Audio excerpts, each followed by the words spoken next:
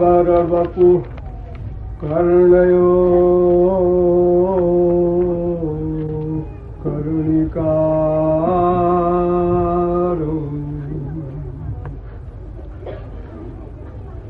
बिभ्रद्वासः कनककपिशं वैजयन्ती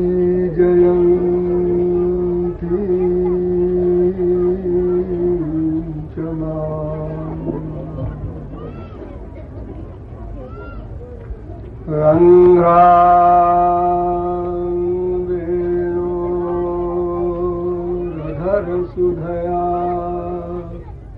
पूरयन्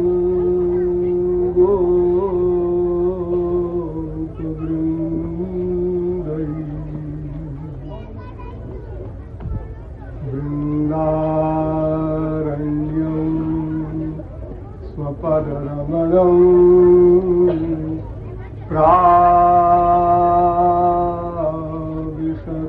प्राविशद्गीतकी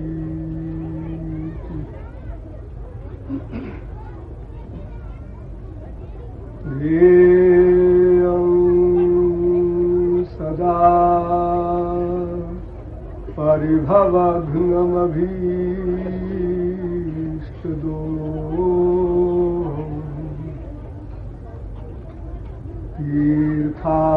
तीर्थास्पदं शिवविरिञ्चिनुतं शरण्यं भृत्यार्तिहं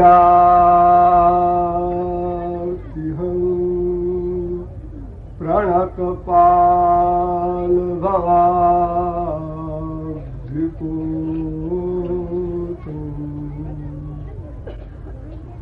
वन्दे महापुरुषते चरणारविन्दम्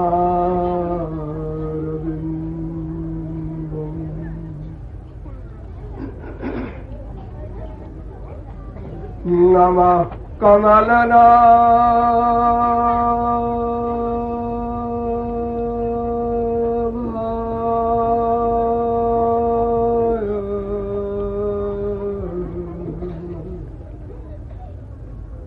नमः कमलमालिनी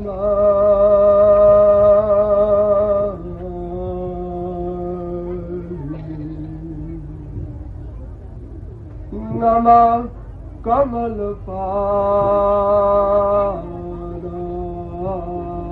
कमलपादाय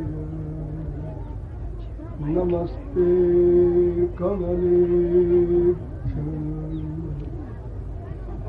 यो ब्रह्माणं विदधाति पूर्वं यो वै वेदांश्च प्रहिणोति तस्मै तद्ब्रह्मा देवमात्मबुद्धिप्रकाशं मुमुक्षुर्वै शरणमहं प्रपद्ये।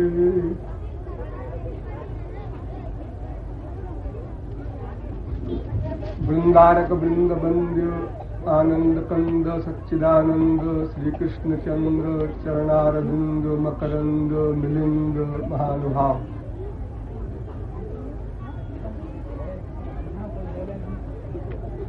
मैं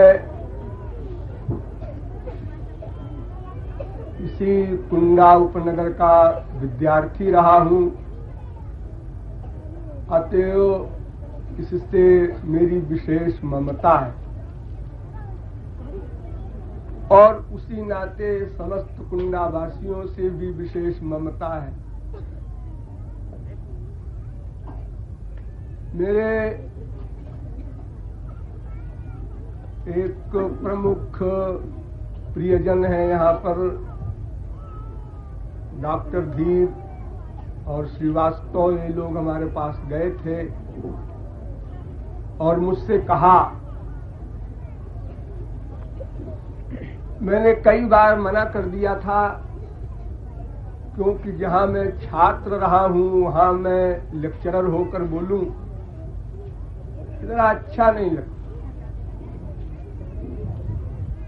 किंतु उन लोगों के प्रेमाग्रह के कारण मैंने यहाँ आना स्वीकार किया।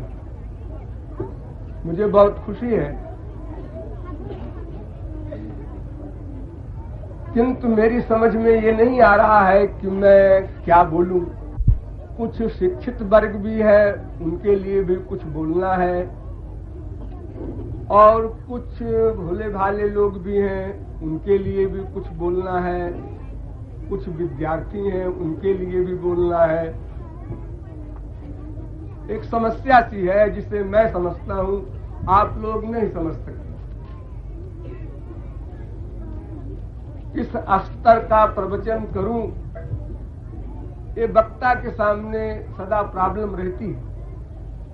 अस्तु थोड़े समय में कुछ अभ्यर्चना रूप से निवेदन करूंगा, आप लोग सावधान होकर सुनेंगे तो संभव है कुछ लाभ हो जाए।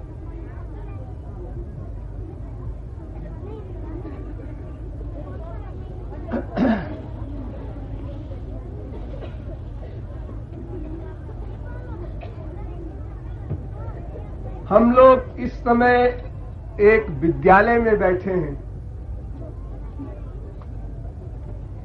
विद्यालय का अर्थ आप लोग जानते ही होंगे, जहां विद्यार्थी लोग विद्याध्ययन करते हैं, उस स्थान का नाम विद्यालय हुआ करता है। अर्थात ज्ञानार्जन का स्थान है। वैसे तो यहाँ कुछ विद्यार्थी भी हैं, कुछ अध्यापक भी बैठे हैं, किंतु मैं अपनी राय में किसी को भी अध्यापक नहीं मानता। विश्व का प्रत्येक व्यक्ति सर्वदा विद्यार्थी है, और यह विद्यार्थी तब तक रहेगा जब तक कब है, अर्थात काल की सीमा तक रहेगा। कितने ही ज्ञान वर्धन होता जाए, किंतु ये विद्यार्थी शब्द सदा लागू रहेगा, क्योंकि विद्या की परिपूर्णता एकमात्र सुप्रीम पावर परात्पर शक्तिमान परब्रह्म में ही है, भी नहीं। केवल वही एक ऐसी पर्सनालिटी है जिसको विद्यार्थी शब्द से कोई मतलब न था, न है, न होगा। हम सभी लोग विद्यार्थी हैं, अतएव यहाँ पर हम लोग कुछ ज्ञान संबंधी चर्चा कर लें, अच्छा है। हाँ, तो अब आप लोग सावधान हो जाएं। हम लोग कौन हैं, यहाँ क्यों आए हैं, कहाँ जाना है, क्या उद्देश्य है, क्या कर्तव्य है हमारा, इत्यादि प्रश्न प्राणी मात्र के मस्तिष्क में सदा मंडराते रहते हैं। उन प्राणियों में मनुष्य ज्ञान प्रधान योनि है, अतएव मनुष्य के लिए प्रमुख रूप से कहा गया, इह चेदसकद्बोद्धुम प्राक् शरीरस्य विश्वसः। वेद में कहा गया, ऐ मनुष्यो, तुम अपने शरीर के महत्व को समझो और इसे आहार निद्रा भय मैथुन आदि में समाप्त न कर दो। ये देव दुर्लभ देह है। अब इस मानव देह को पाकर भी यदि हमने अपने परम चरम राधांत को न प्राप्त किया, तो फिर और कोई भी योनि ऐसी नहीं है जहां हम कुछ कर सकें। ठीक, तो इसी विषय पर थोड़ा सा विचार कर ले। हम लोगों का कर्तव्य क्या है, हम लोग क्या चाहते हैं, वो कैसे मिलेगा।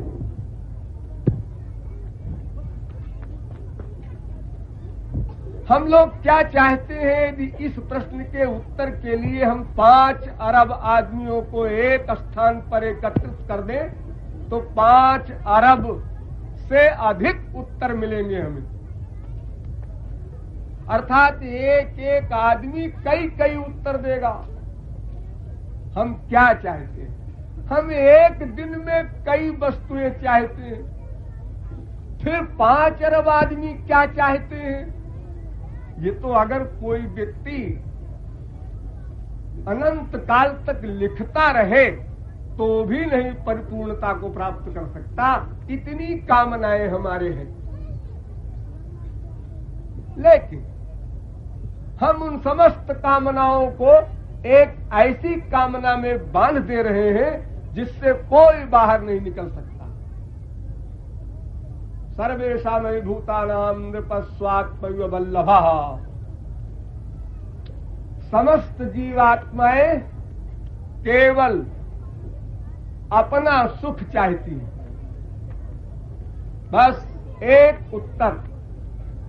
अब आप जो कुछ उत्तर देंगे, धन चाहते हैं, क्यों? अपने आनंद के लिए, अपने सुख के लिए। इसी प्रकार कोई कुछ भी क्वेश्चन बनावे, हम ये चाहते हैं, उसका रीजन, उसका कारण वही एक होगा, आनंद प्राप्ति, आनंद प्राप्ति। और यह एम, यह उद्देश्य ऐसा नहीं है कि हमको माँ बाप ने बताया, मास्टर ने पढ़ाया या कहीं सुना, ऐसा नहीं। नेचुरल नॉलेज है ये हमारी। हम जब इस पृथ्वी पर आए, प्रथम बार माँ के पेट से बाहर आए, तभी हम लोगों ने नारा लगाया था, हमें आनंद चाहिए, आनंद चाहिए। आप कहेंगे हम तो बोलना भी नहीं जानते थे। नहीं, कोई भी बच्चा पैदा होता है तो सर्वप्रथम उसकी क्रिया होती है रोना। बच्चा रोया, माँ हंसी। बच्चा नहीं रोया, माँ परेशान हो गई। मरा हुआ है क्या? क्यों नहीं रोया बच्चा? ये बच्चा क्यों रोया? वो पैदा होने में जो उसे कष्ट हुआ, उसको अस्वीकार करते हुए रोकर आनंद की पुकार कर रहा है। मुझे आनंद चाहिए। ये क्या? संसार में आते ही दुख, रोना लेकर आए और 99.9% लोग रोते रोते ही चले गए। ये जो आप लोग हंसी देखते हैं ना आपस में, ये सब जोकरी है, हंसी वसी नहीं है किसी को। आनंद प्राप्ति पर ही हंसी आती है। अनंत जन्म बीत गए, आनंद का एक बिंदु नहीं प्राप्त कर सके, क्या हंसेंगे हम लोग?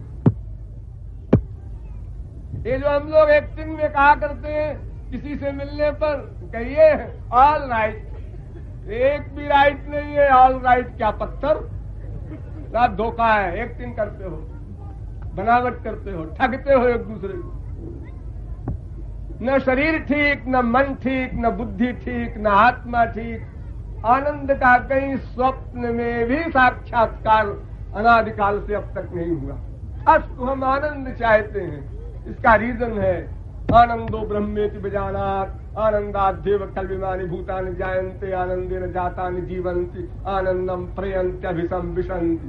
वेद कहता है हम आनंद ब्रह्म के अंश हैं और प्रत्येक अंश अपने अंशी से ही स्वभावतः प्यार करता है। ये नेचर है। देखो अग्नि की शिखा ऊपर को जा रही है सूरज की ओर। कोई भी स्थूल पदार्थ हम हाथ में लेकर छोड़ देते हैं, पृथ्वी की ओर भागता है, क्योंकि वो पृथ्वी का अंश है।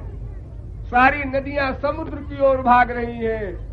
अर्थात प्रत्येक अंश अपने अंशी से ही स्वभावतः प्यार करता है।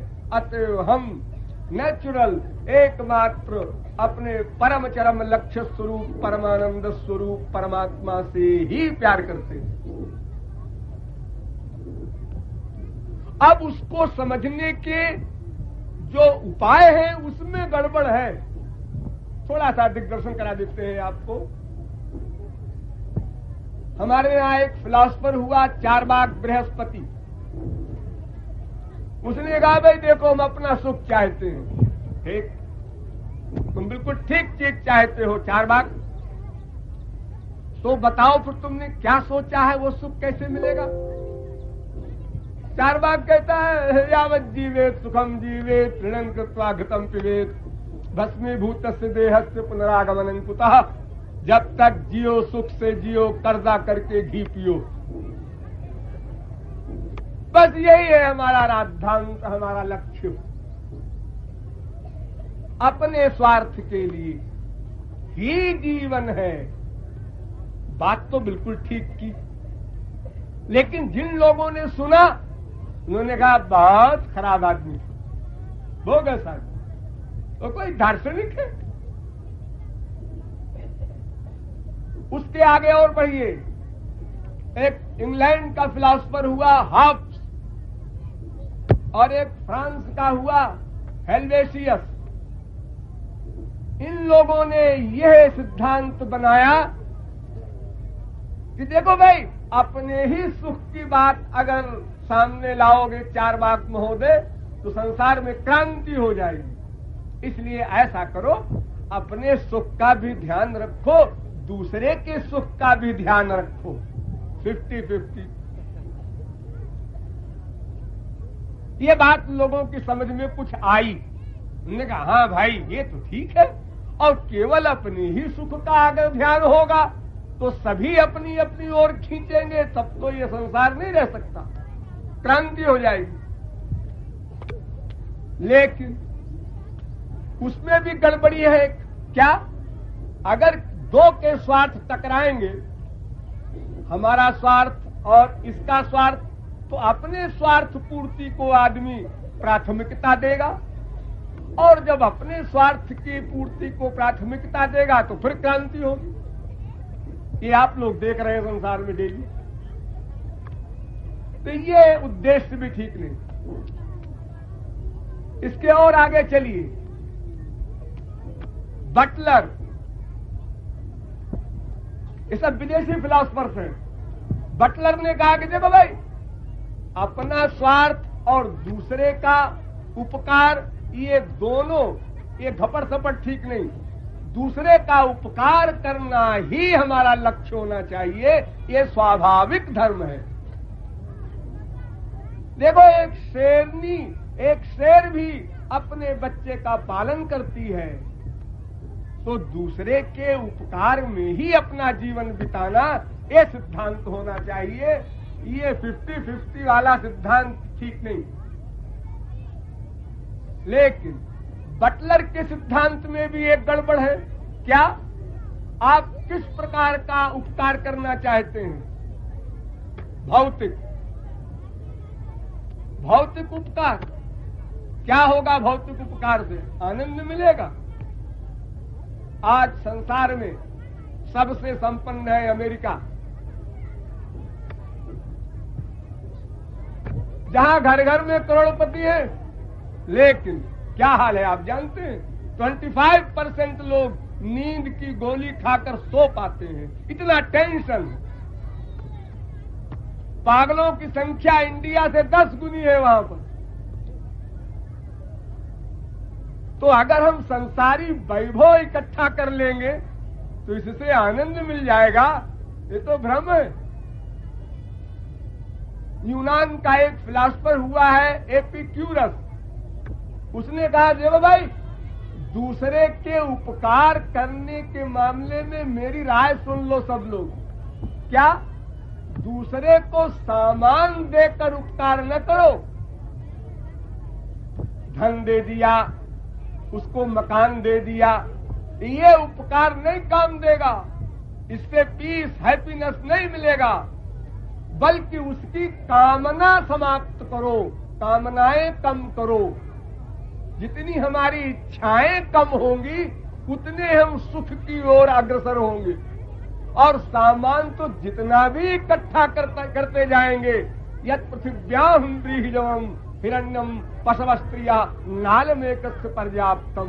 अनंत कोटि ब्रह्मांड की साम्राज्य श्री यदि एक व्यक्ति को मिल जाए तो भी तृष्णा तो तरुणायते, उसकी कामनाएं समाप्त न होंगी, प्रतिक्षण वर्धमान होती जाएंगी। जैसे जलती हुई आग में घी पड़ता है तो आग बढ़ती है। अतएव बटलर का सिद्धांत भी भौतिक है। और आगे चलिए, बेंथावे, मिल, ये और फिलोसफर आए। इन्होंने कहा भाई बटलर का ये कहना कि दूसरे के उपकार पर ध्यान दो, एक कम ठीक, फिर क्या ठीक है? अधिक लोगों का जिसमें भला हो वो करना चाहिए। ये आ गया जनतंत्र। अधिक लोगों का भला जिसमें हो, अधिक लोग जो बात पसंद करें। अगर अधिक लोग गधे हो तो वही ठीक है। तो ये बात तो कुछ जमी नहीं। अरे हमारे ही देश में अगर कोई पूछे कि ग्रेजुएट अधिक है या उनसे नीचे वाले अधिक है, तो गधा भी जानता है कौन अधिक है। तो फिर जब पढ़े लिखे ही अधिक नहीं है, तो पढ़े लिखों में भी ज्ञान वाले तो इन्हें गिने होते हैं, वो कितने हैं किसी भी देश में। तो अधिक लोगों की बात मान ली जाए तो अधिक लोग तो कहीं चोरी को पसंद करें, 420 को पसंद करें, तो फिर उसी के अनुसार चलना पड़ेगा हमको। तो सही क्या हुआ फिर? ये तो कोई सही सिद्धांत नहीं है।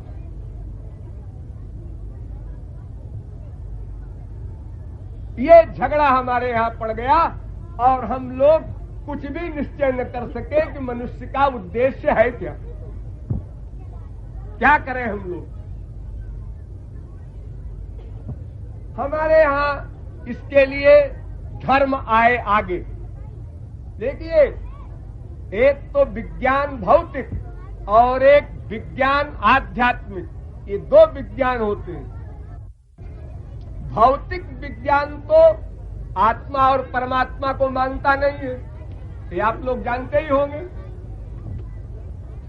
ये संसार कैसे बना, इसके विषय में कितनी राय कायम हो चुकी 50 साल में, साइंस पढ़ने वाले जानते होंगे।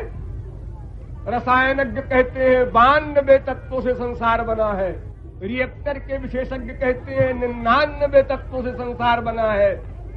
भौतिक विज्ञान वाले कहते हैं, पहले कहते थे ऑक्सीजन हाइड्रोजन से संसार बना है, उसके बाद कहने लगे इलेक्ट्रॉन प्रोटॉन इन दोनों से संसार बना है, उसके बाद कहने लगे एक न्यूट्रॉन भी है, इन तीनों से संसार बना है। इसके बाद उनके भी टुकड़े कर दिए इन लोगों ने, इलेक्ट्रॉन प्रोटॉन न्यूट्रॉन के भी टुकड़े हो गए। अब इन जो अति सूक्ष्म कण हो गए हैं, इनका भी रीजन एक निकाला है। ऐसा आइडिया है आजकल वैज्ञानिकों का, हम वर्तमान काल की बता रहे हैं बात। उसको कहते हैं ऊर्जा शक्ति। ऊर्जा से द्रव्य बनता है। अब यहां आ गए वैज्ञानिक लोग। ऊर्जा से द्रव्य बनता है, यानी सृष्टि का आदि कारण ऊर्जा। लेकिन अभी भगवान को नहीं माना। अब वो कहते हैं कि इस ऊर्जा में अमुक अमुक बात क्यों है ये पता नहीं। ऊर्जा शक्ति में ये सब बातें क्यों है जिससे द्रव्य बनता है, इलेक्ट्रॉन प्रोटॉन न्यूट्रॉन बनते हैं और फिर संसार बन जाता है। ये सिस्टमेटिक वैज्ञानिक जगत जो बना हुआ है, ये क्या इसकी साइंस है ये हम लोग नहीं जानते।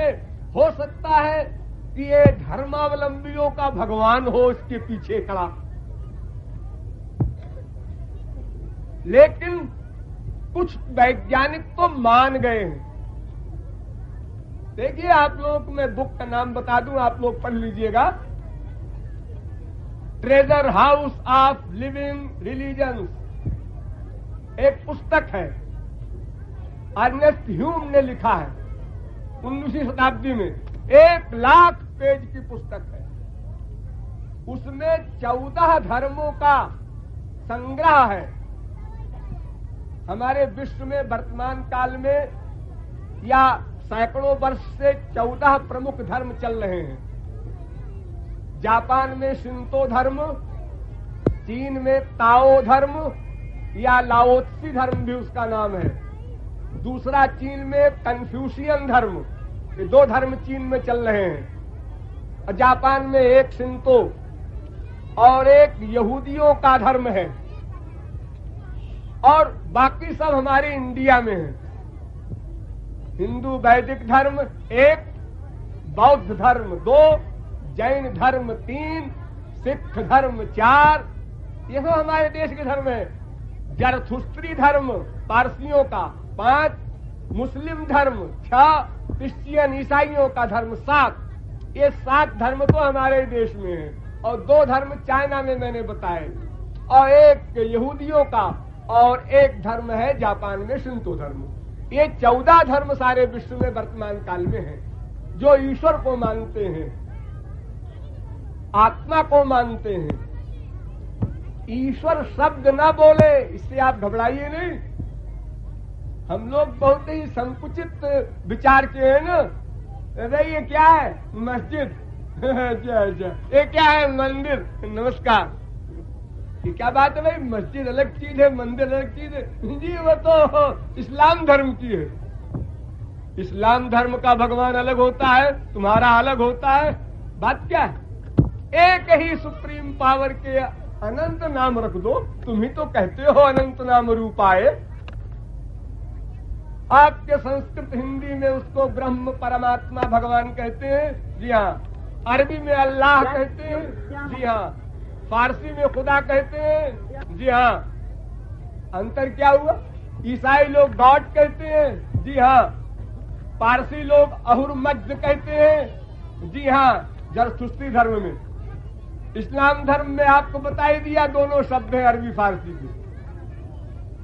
सिखों को आप जानते हैं, सत्य श्री अकाल कहते हैं। जी हाँ। बौद्धों में शून्य कहते हैं। जी हाँ। जैनियों में निरंजन कहते हैं। जी हाँ। ये नाम भेद है। नाम से क्या मतलब है? अरे नाम तो अनंत हर मजहब वाला कहता है। हमारे भगवान के, हमारे गॉड के, हमारे खुदा के अनंत नाम है, और जो आप चाहे नया रख ले, कोई परेशानी की बात नहीं। तो नामों से कोई डरने घबराने की बात नहीं। सब नाम उसी एक सुप्रीम पावर के हैं। उसके अनंत रूप है। कोई निर्गुण कहे, कोई निराकार कहे, कोई साकार कहे, कोई शकल बना ले, कोई बूढ़ा बना दे, कोई जुआ बना दे, कोई लड़की बना दे, कोई लड़का बना दे। हमारे वेद में लिखा है, त्वम स्त्री, त्वम पुमान, त्वम कुमार, उतवा कुमारी, त्वम जीर्णो दंडेन बंचसी। भगवान तुम स्त्री हो भी बन चुके हो, पुरुष भी बन चुके हो, कुमार भी बन चुके हो, कुमारी भी बन चुके हो, और लठिया लेकर बूढ़े भी बन चुके हो, और प्लस भी बन चुके हो, नर प्लस सिंह नृसिंह। और फिर आप जो चाहे तो बना लीजिए, चॉइस। कोई संसारी पर्सनैलिटी नहीं कि नहीं हमारे बाप का जैसा मुंह है, जैसा शरीर है वैसा ही बनाना पड़ेगा, ऐसा कुछ नहीं। तो ये 14 धर्म के 3070 उपदेश, देखिए 3074 उपदेश इन 14 धर्मों से लेकर के अर्नेस्ट ह्यूम ने अपनी पुस्तक में लिखा है, और ये सिद्ध किया है कि धर्मावलंबियों, सब धर्म वाले एक ही बात तो कहते हैं। जरा समझ कर तो देखो, क्यों लड़ते हो? द बाइबल ऑफ बाइबल एक पुस्तक है, इसके लेखक है फ्रैंक इल रिले। उन्होंने भी अपनी बड़ी पुस्तक में, उतनी बड़ी तो नहीं है लेकिन 1400 उपदेशों का संग्रह उन्होंने किया है, और ये सिद्ध किया है कि समस्त धर्मों का जो अंतिम उद्देश्य है परात्पर ब्रह्म की उपासना, वो एक है, उसमें कोई अंतर नहीं। झगड़ा कर्मकांड में है। तुम कहते हो हम पूरब तरफ बैठ के संध्या करेंगे, एक मुसलमान कहता है हम काबे की तरफ मुंह करके संध्या करेंगे। इससे क्या मतलब? उसी कुरान में लिखा है कि देखो हमारे भाइयों, नोट कर लो, तुम्हारा खुदा खाली पश्चिम में नहीं है, पूरब में भी है। इसलिए ये मत सोचना कि हम पश्चिम की तरफ मुंह किए रहे तो ईमानदार बने रहे, और पूरब की तरफ काबा नहीं है तो मक्कारी करें। उनको खुदा अधिकार नहीं देता। अरे मंदिर मस्जिद या कोई भी चीज तो एक उपासना के लिए आधार बनाए गए हैं। भगवान सर्वत्र है और उसी के प्राप्ति के लिए तुमको भेजा गया है यहाँ पर। माँ खलक़तल इंस व जिन्न इल्ला लियअबुदून। कुरान शरीफ चैलेंज करता है, ऐ मनुष्यों, तुमको खुदा की इबादत के लिए ही भेजा गया है, भी नहीं। भूलो मत, तुम्हारा एक ही लक्ष्य है। एक और पुस्तक है, उसमें वैज्ञानिकों का मिक्सचर है। 14 वैज्ञानिकों ने मिल करके एक पुस्तक लिखी है, द ग्रेट डिजाइन। ये मिक्सचर है, अनेक वैज्ञानिकों ने मिलकर लिखा है। उन लोगों ने सिद्ध किया है ईश्वर है, उसको मानना पड़ेगा। हम नतमस्तक हो गए। पहले हम कहते थे कि बिना ईश्वर के हमारा काम चल जाएगा। अरे कितने आपको बतावें। Sir A.S. एडिंगटन, ये बहुत बड़ा वैज्ञानिक हुआ है। उसने कहा कि मैं नतमस्तक हो गया हूं अपने नेचर को। मैं अब नेचर नहीं कह सकता, उसका नाम बदलकर ईश्वर कहता हूं, क्योंकि नेचर जड़ है, उसमें ज्ञान शक्ति, इच्छा शक्ति आदि नहीं है।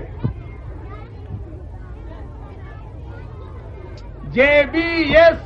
हेल्डेन, बहुत बड़ा वैज्ञानिक, उसने भी यही डिक्लेयर किया, ऐ 20वीं शताब्दी के वैज्ञानिकों, अब चुपचाप ईश्वर को मान लो। अब तुम परमाणुओं के चक्कर में न पड़ो, वरना कुछ भी सिद्ध नहीं कर सकते सृष्टि का रहस्य। इसी प्रकार अंधेरे में रहेगा। जिस डार्विन ने अमीबा कीड़ा से लेकर मनुष्य की परंपरा कायम की थी, उसी डार्विन का एक परम अंतरंग वैज्ञानिक एल्फ्रेड रसल वेलेस, उसने लिखा है अब संसार धोखे में नहीं रह सकता, ईश्वर को मानना ही पड़ेगा। ईश्वर के माने बिना सृष्टि की सिद्धि नहीं हो सकती। प्रोफेसर सर टॉमसन, बहुत बड़ा वैज्ञानिक, उसने भी यही लिखा कि जितने वनस्पति हैं, जितने ये पेड़ दिखाई पड़ते हैं आपको, इनमें भी आत्मा है और हमारी तरह ही आत्मा है। अतएव सबको चैतन्य शक्ति को मानना पड़ेगा। तो इस प्रकार अब वैज्ञानिक भी यहां आ गए हैं, दो भेद वाले। एक कहता है ईश्वर है, अवश्य है, दूसरा कहता है कुछ है, लेकिन मैं ईश्वर नहीं कहता। कुछ जरूर है इसके पीछे, कोई जरूर है इसके पीछे, लेकिन मैं डिक्लेयर नहीं करता कोई ईश्वर ईश्वर है, क्योंकि मुझे उसका कोई एक्सपीरियंस नहीं, अनुभव नहीं। अब तो हम करें क्या? न वैज्ञानिकों के यहां से कोई उत्तर और न इन दार्शनिकों के यहां से कोई उत्तर। तो एक उत्तर मिला, ध्यान दीजिए, आप कुरान पढ़ लीजिए, वेद पढ़ लीजिए, गाथा नाम की पुस्तक पारसियों की पढ़ लीजिए, कोई बुक पढ़ लीजिए, सब में ये उत्तर मिलेगा जो बता रहा हूं मैं। जो अपने लिए पसंद हो वही सबके लिए करो। ध्यान दीजिए इस उत्तर पर। जो अपने लिए पसंद हो वही सबको पसंद समझो। जिससे अपने आप को एतराज हो उससे सबको एतराज समझो। हर चे बर खुद मपसंदी, बर दीगरा नापसंदी, मपसंदी। सूफी सिद्धांत भी यही कह रहा है, जो हमको पसंद न हो वो दूसरे के लिए न करो। हम चाहते हैं मेरी कोई हेल्प करे तो तुम भी दूसरे की हेल्प करो। हम चाहते हैं लोग हमारी तारीफ करें, तुम भी दूसरे की तारीफ किया करो। जी ऐसा कैसे? हम तो उल्टा करते हैं, ये गलत करते हैं। यानी तुम्हारे भीतर की जो नेचुरल आवाज है वही तुम्हारे लिए पक्का प्रमाण है कि हमारा क्या कर्तव्य है। ये सेंस है। तो इसको कहते हैं कॉन्सेंस, एक इंग्लिश में नाम है, मनोदेवता हिंदी में अनुवाद है। हमारे भीतर कोई शक्ति है, वो बोल देती है चोरी करने जा रहे हो, चोरी बुरी बात, मत करो। अरे न करें, भूखों मरेंगे, कर ले। अरे मत करो, अच्छा नहीं करते, अरे कर ले। वो रोक रहा है भीतर से, कोई आवाज रोकती है, वो कॉन्सेंस। वो जो कुछ कहे आप समझ लीजिए वही सही चीज है। किसी दार्शनिक से आप बात न कीजिए, किसी बुक को टच न कीजिए।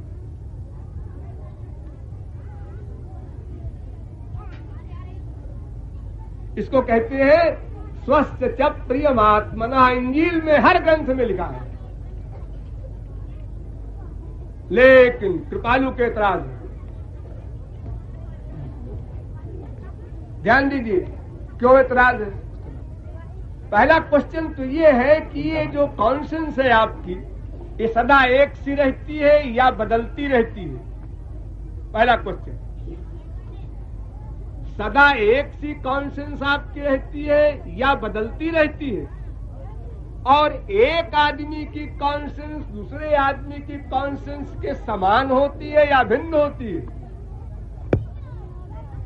अगर कॉन्सेंस नाम की कोई सही चीज है तो सबके एक सी होनी चाहिए, सबके आत्मा है।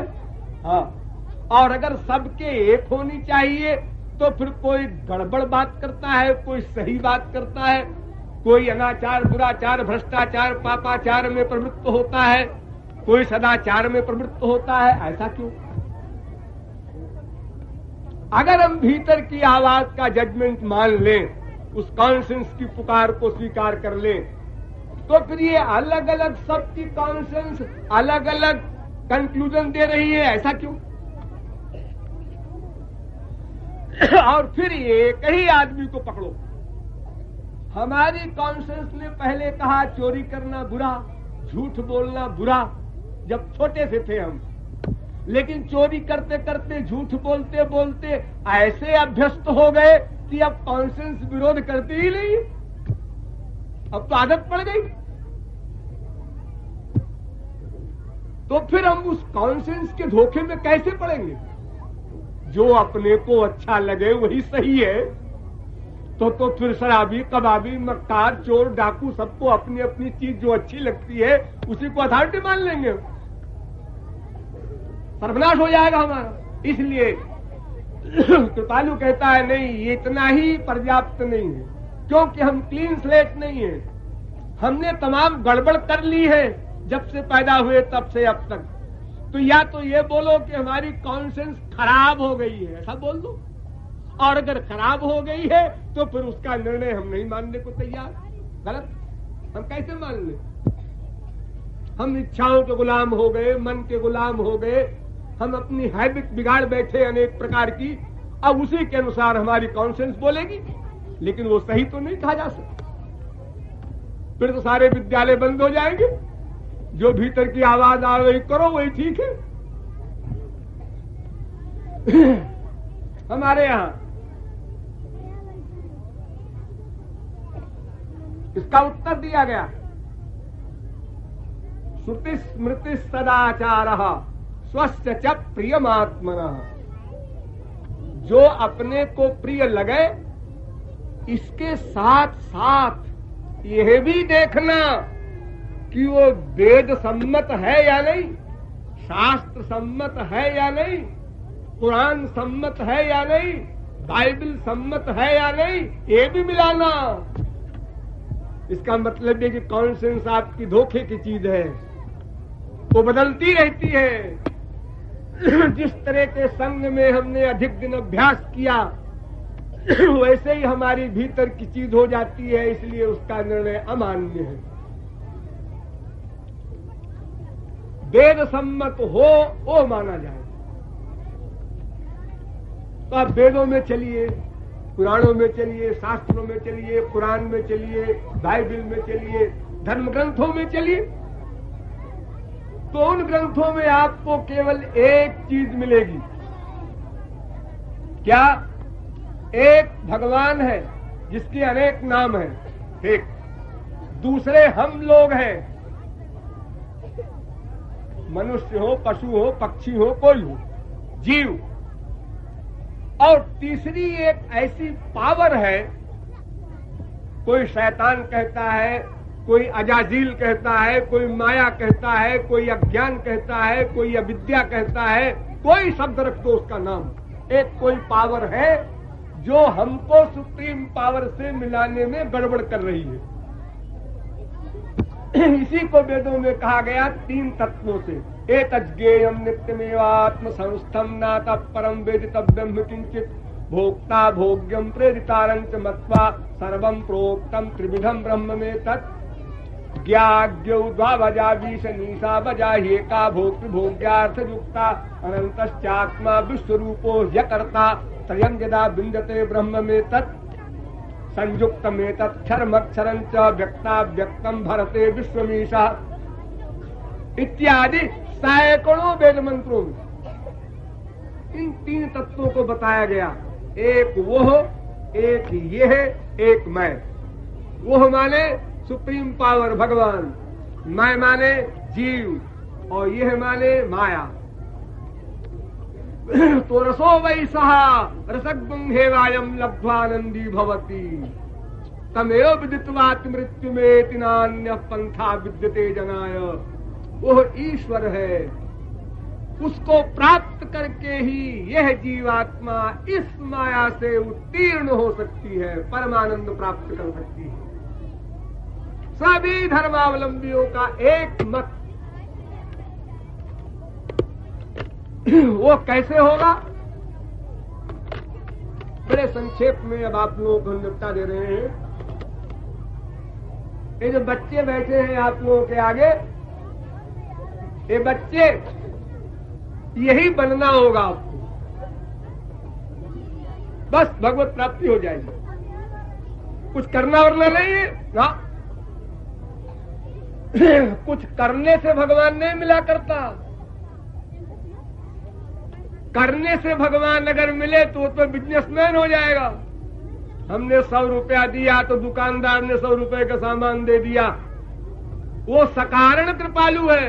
और भगवान तो अकारण करुण है, वो सकारण नहीं है, वो व्यापारी नहीं है कि आपने कुछ किया तो उसने कुछ दिया।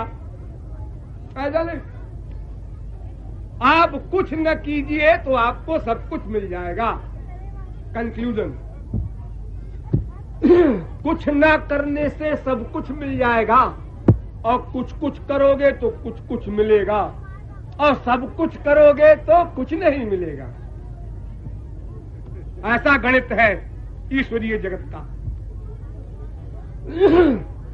ये तो बड़ा सस्ता है जी। हाँ, ईश्वर प्राप्ति बहुत सस्ती, आंख उठाकर देखना कठिन है।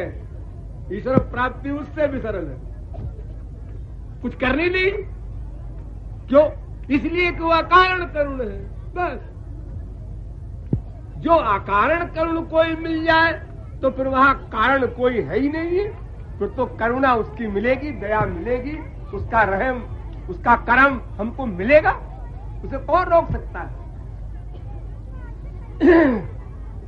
फिर क्यों नहीं मिल रहा है? आप कुछ नहीं करना नहीं जानते, ये गड़बड़ है। आपने करने का अभ्यास कर रखा है अनंत जन्मों में, 1-2 हजार जन्म नहीं। ज्ञाज्ञौ द्वौ अजौ, भगवान हमसे सीनियर नहीं है, अनादि है हम। अनंत जन्म बीत चुके, लेकिन हमने सदा किया, न करना नहीं सीखा। कभी हमेशा करना सीखा। मैं करता हूं, मैं करता हूं, इस बुद्धि के बारे हम परेशान हैं। और यही एक मान्यता हमको ईश्वर से पृथक किए हुए है। जैसे बच्चा पैदा होता है, एग्जाम्पल से समझ लो, नवजात बच्चा कुछ नहीं करता तो मां सब कुछ करती है। वो करवट भी नहीं ले सकता। माँ सब कुछ करती है। जब बच्चा कुछ कुछ करने लगता है तो माँ कुछ कुछ कम करती जाती है। जब बच्चा सब कुछ करने लगता है माँ कुछ नहीं करती। खाया क्यों नहीं, नहाया क्यों नहीं, जो डांट लगाती है। मम्मी तुमने नहाया नहीं, कहा 10 साल का हो गया, 12 साल का हो गया, 15 साल का हो गया, मैं नहलाती रहूंगी हमेशा। इसी प्रकार जो कुछ नहीं करता उसका दूसरा शब्द है स्पिरिचुअल लाइन में सरेंडर, शरणागति, प्रपत्ति। अर्जुन से भगवान कहते हैं, अर्जुन ये तो खोपड़ी लगा रहा है ना, इनको मारूंगा तो पाप होगा, तो नरक होगा, तो ये मैं नहीं युद्ध करूंगा, मैं वो नहीं करूंगा क्योंकि मैं काबिल हूँ, पढ़ा लिखा हूँ। बेवकूफ, तू कुछ मत कर, ये खोपड़ी लगाना बंद कर दे। मामेकम शरणम ब्रज, शरणागत हो जाए। और अगर इस कुछ ना करने रूपी शरणागति के लिए कुछ करना है तो करना पड़ेगा। जो गलत आदत डाल चुके हो उसको मिटाने के लिए करना है, ईश्वर को पाने के लिए कुछ नहीं करना। दूसरे शब्दों में आप ये कह सकते हैं कि आप बर्तन ले आइए, ठीक ठीक, दूध का दाम न दीजिए और मैं फ्री में दूंगा। बर्तन ठीक ठीक ले आइए। जो बर्तन आप लाए हैं इसमें नीचे खुला हुआ है, ऊपर बंद है, ऐसा बर्तन इससे क्या काम चलेगा? ऊपर खुला हुआ मुंह होना चाहिए, नीचे पेंदी होनी चाहिए, ऐसा बर्तन लाओ। तुम अभी ये समझते हो संसार में सुख है, 1 लाख 2 लाख 1 करोड़ 2 करोड़, 1 स्त्री 2 स्त्री, 1 पति 2 पति, 1 बेटा 2 बेटा, 1 कोटि 2 कोटि, 1000 कोटि, ये हो जाए तो आनंद हो जाए। अरे तुमको ये पता नहीं है कि स्वर्ग सम्राट इंद्र का बुरा हाल है? आब्रह्म भुवनाल्लोका पुनरावर्तनोर्जुनो। जब ब्रह्मादिक लोक में सुख नहीं है तो तुम ये अगर पूरा कुंडा खरीद लो, प्रतापगढ़ खरीद लो, यूपी खरीद लो, पूरी इंडिया खरीद लो, एशिया खरीद लो, संपूर्ण विश्व खरीद लो, इससे क्या हो जाएगा? इससे होगा क्या? और बुरा हाल हो जाएगा। इसी कुंडा में जो 10 लाख का आदमी है उसको देखो और अपने आप को देखो, अपने आप को उससे अच्छा पाओगे। आराम से सो रहे हो, उसको बेचारे को परेशानी है, ठीक है? तो इस प्रकार उस ईश्वर को पाने के लिए कुछ ना करना सीखने के लिए, यानी शरणागत होने के लिए, ये बालक अवस्था पर फिर से आना होगा। चाहे जब आओ, अभी नहीं आते, अकड़ गए, ठीक है, अकड़े रहो, अगले जन्म में आना, 1000 जन्म बाद आना। ये कृपालु का चैलेंज सुन लो। इसी भोले बालक की अवस्था पर एक दिन आना पड़ेगा, तब कंप्लीट सरेंडर बनेगा, तब भगवत कृपा मिलेगी। एक मौलाना जलालुद्दीन रूमी हुए हैं, बहुत बड़े इस्लाम धर्म के महात्मा। उन्होंने मसनवी ग्रंथ लिखा है, दूसरा कुरान कहलाता है वो। उन्होंने एक कहानी लिखी है कि एक बार हजरत मूसा किसी पहाड़ से उतर रहे थे। हजरत मूसा को खुदा ने भेजा था कि दुनिया को ये बताओ कि तुम्हारा मजहब, तुम्हारा धर्म, तुम्हारा उद्देश्य केवल खुदा को हासिल करना है। यानी एक पैगंबर समझो, महापुरुष। पहाड़ से उतर रहे थे, एक उन्होंने गड़रिया देखा, एक भेड़ चराने वाला गड़रिया देखा कि उसका कंबल पड़ा है, लठिया पड़ी है और वो सिर झुकाए कुछ बोल रहा है। हजरत मूसा खड़े हो गए उसके पीछे कि क्या बोल रहा है। वो कह रहा था, या अल्लाह ताला, मैं तुमसे मिलना चाहता हूं। तुम भी कुछ न कुछ काम तो करते होगे, भेड़ चराते हो, गाय चराते हो, भैंस चराते हो, कुछ न कुछ तो काम कर रहे होगे, तुम भी थक गए होगे। आ जाओ, मैं तुम्हारे पैर दबा दूं। तुम्हारे कपड़े में चीलर पड़ गए होंगे, मैं चीलर निकाल दूं। चीलर। तुम्हें भूख लगी हो, मैं शहद निकालकर जंगल से लाऊं, पिला दूं। मैं फूल चुन करके लाऊं, उसकी सैया बना दूं, थोड़ी देर आराम कर लो, फिर काम करो। ये सब सुनकर हजरत मूसा को गुस्सा आ गया। उन्होंने कहा है क्या बोल रहा, किससे बोल रहा है? हाथ जोड़ा उसने, मैं खुदावंद ताला से बोल रहा हूं। अरे बेवकूफ, खुदा के कपड़े में चीलर पड़ेंगे? इंसल्ट करता है खुदा की। वो कौन है खुदा मालूम है? हाँ महाराज, कुफारा हो गया, गुनाह हो गया, अपराध हो गया। महाराज प्रायश्चित बताइए इस अपराध का। कोई प्रायश्चित नहीं, तूने सुप्रीम पावर का अपमान किया है। वो बेचारा दुखी होकर अपना कंबल लठिया छोड़कर चल पड़ा कि मेरे अपराध क्षमा ही नहीं होंगे। या खुदा करता हुआ, रोता हुआ जा रहा, भाग गया। इधर आकाशवाणी हुई हजरत मूसा को,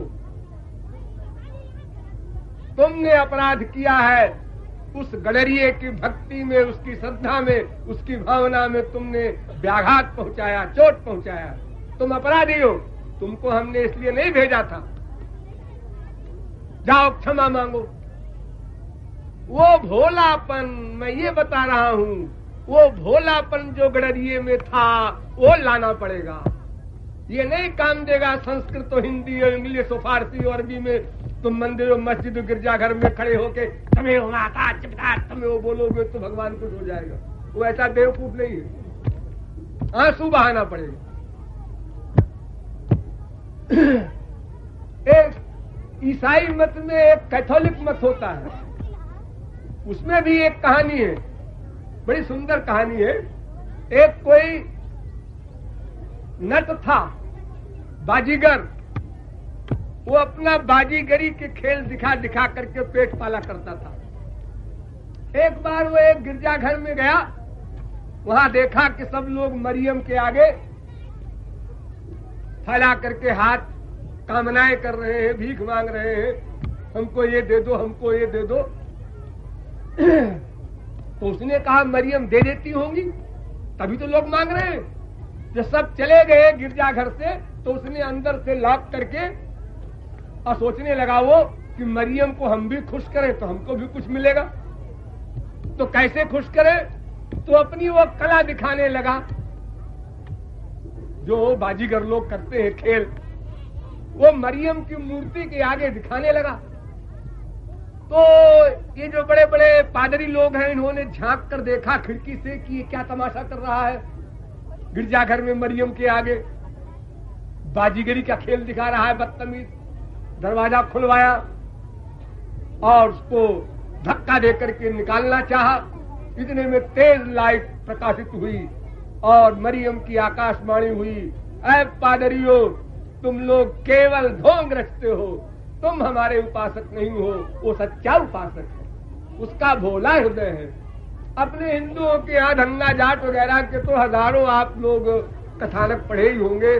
सिद्ध महापुरुषों के भोले भालों ने भगवत प्राप्ति की और बड़े बड़े लेक्चर देने वाले शास्त्र वेद के ज्ञाता अपने बस वहीं के वहीं खड़े, एक आंसू नहीं निकलता उनके भगवान के लिए। तो भगवान के पाले के लिए कुछ करना धरना नहीं है, उसकी चिंता न कीजिए कि हम लोग शास्त्र वेदों का अंबार नहीं प्राप्त किए, तत्व ज्ञान नहीं है तो हमको भगवत प्राप्ति कैसे होगी। कुछ नहीं चाहिए, शास्त्रों वेदों का ज्ञान जिनको हो जाता है उनको भी उस ज्ञान को फेंकना पड़ता है, उस बोझा को फेंक देना पड़ता है और फिर वही जीरो पे आना पड़ता है, तब उनका काम बनता है। इसलिए हमारे हिंदू धर्म में इन्हें गिने जगत गुरु, इन्हें गिने शास्त्र वेद के विद्वान ही संत बने हैं और 99% हमारे देश में अपड़गवार महापुरुष बने हैं, क्योंकि उनको अहंकार होने का चांस नहीं।